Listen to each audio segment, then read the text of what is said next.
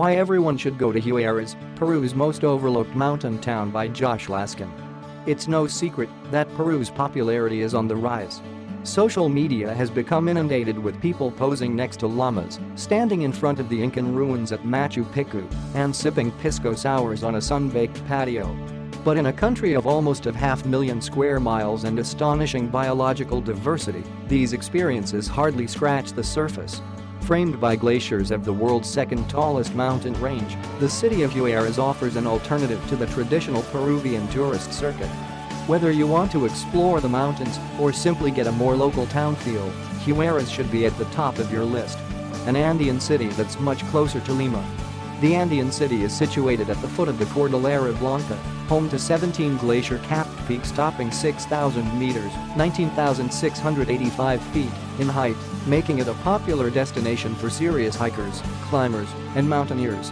Although it's often overshadowed by the much-photographed city of Cusco, it's actually much closer to the Peruvian capital. Huaraz is located just 8 hours from Lima by bus. Many companies like Linea and Mobil Bus offer one-way tickets for $20 or less. You can maximize your time by taking an overnight bus, although you will miss the changing scenery along the way. By contrast, Cusco is 3 times as far by bus, or you need to fly there. You don't have to be willing to scale a technical summit to make a trip to Huaraz worthwhile. The city's local feel offers an authentic experience that some of the more popular destinations lack. Instead of shops filled with magnets and postcards, visitors will find markets selling produce to locals, stories about experiences in the surrounding mountains and valleys, and a relaxed South American mountain town feel. It's less crowded than Cusco. In Cusco, it is hard to escape the words Machu Picchu. Cusco is a beautiful city with a deeply rooted history and culture, but it's harder to escape the focus on tourism. As you round the corner, a giant poster with the iconic summit of Huayna Picchu on it comes into focus, plastered on the wall in front of a guide service headquarters. You might find yourself fighting through crowds of people wearing cowboy hats and fanny packs as shop owners walk out of their storefront shouting the words Machu Picchu or Rainbow Mountain. The streets of Huaraz stand in stark contrast to those of Cusco. Since many visit Huaraz as a jumping-off point to the mountains, the city tends to be much less crowded. Travelers carrying weathered backpacks with trekking poles strapped to the sides wander around Plaza de Armas looking for a bite to eat, while others relax in the shade in the nearby park del Periodista, taking turns slacklining and people-watching. Although Huaraz does have a large focus on mountain tourism, it doesn't feel like that's its sole purpose. It has plenty of options for those looking for guided trips to one of the more popular trekking destinations like Laguna 69 or the Santa Cruz Valley Circuit. The city has no shortage of stores and restaurants, but maintains a slow-paced and laid-back feel. For a less crowded alternative to the Laguna 69 hike, head up to Lake Churup, which is an alpine lake located on the outskirts of the city. Churup can be hiked in just a few hours. Huaraz is cheap. The average daily price to travel in Huaraz is $22 per day, less than half of what it costs per day in Cusco, and a third of what it costs in Lima. Of course, this can fluctuate depending on your travel goals. Many hostels, like the Monkawasi Climbing Hostel, have kitchens available for use, which helps shave the daily cost down even further.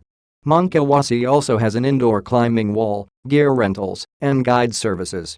Even higher-end accommodations, like those offered by the Langanuco Lodge starting at $40 per night, are significantly cheaper than what is offered in many of the other tourism-focused cities and towns throughout the country.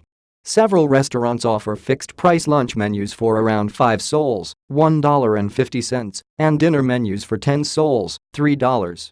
And for those looking to bring back an alpaca wool blanket or another souvenir, vendors in Huaraz offer the same products that can be found in Cusco, Lima, Arequipa, and other pricier destinations for a fraction of the cost. The food is incredible. It seems to be a common misconception that food in Peru consists largely of rice and beans. In fact, Peru was named the best culinary destination in the world at the International Gala of the World Travel Awards for the 7th consecutive year. Peru is home to hundreds of distinct dishes, with different regions utilizing the local flora and fauna to develop their own unique tastes. Picante de kite, or roasted guinea pig in a sauce served with potatoes, is one of the more popular dishes specific to Huaraz. Many street vendors sell anticuchos, or grilled cow heart, which is a hearty meal that can be found throughout the country.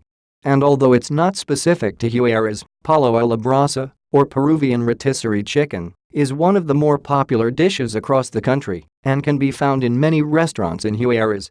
Café Andino and Café California are both popular hangouts for visitors and locals, and they offer menus with traditional Peruvian and North American fare. The recently opened Mancawi Cafe serves burgers, coffee, and the locally brewed Sierra Andina beer. For more of a local taste, head to La Brasa Roja, which specializes in pollo a la brasa. Manca, located on Simon Bolivar, offers a fusion of both Italian and local flavors and is very affordable. Bistro de los Andes, which is on the Plaza de Armas in the downtown area, offers local and international dishes and has one of the best views of the Cordillera Blanca. It is located in the heart of the second tallest mountain range in the world. The scenery in the mountains surrounding Huaraz is not dissimilar to what you might see while trekking in the Himalayas. Huge granite and volcanic monoliths protrude from deep, glacier-carved valleys set in the foreground of breathtaking summits, while turquoise-colored alpine lakes are perched high above the surrounding villages. The Cordillera Blanca, or White Range, is part of the Andes mountain range and is home to 722 glaciers and the tallest mountain in Peru, Huascarán, located in a national park of the same name. It is also the largest tropical ice-covered mountain range in the world, making it the perfect destination for first-time or experienced mountaineers alike. Before attempting a technical peak like Mount Taclaraju or Mount Chapacalqui, both of which require ice axes, crampons, and rope management skills to navigate steeper ice and snow, it's a good idea to climb one of the less technical peaks. Andean Kingdom offers trips up some of the less technical peaks like Ixinca and Pisco, which, while being physically demanding and including glacier travel, don't require extensive technical mountaineering experience. Even if you are not quite ready to dip your toes into the world of mountaineering, the city itself offers spectacular views of the surrounding peaks. Plenty of guide services also lead day hikes and non-technical multi-day treks in the surrounding area. In addition to mountaineering trips, Andean Kingdom also offers day hikes to Laguna 69 and other destinations, multi-day treks in the surrounding area, and rock climbing trips. Aquilpo is another option, offering a variety of trips around the Cordillera Blanca and Cordillera Huahuash.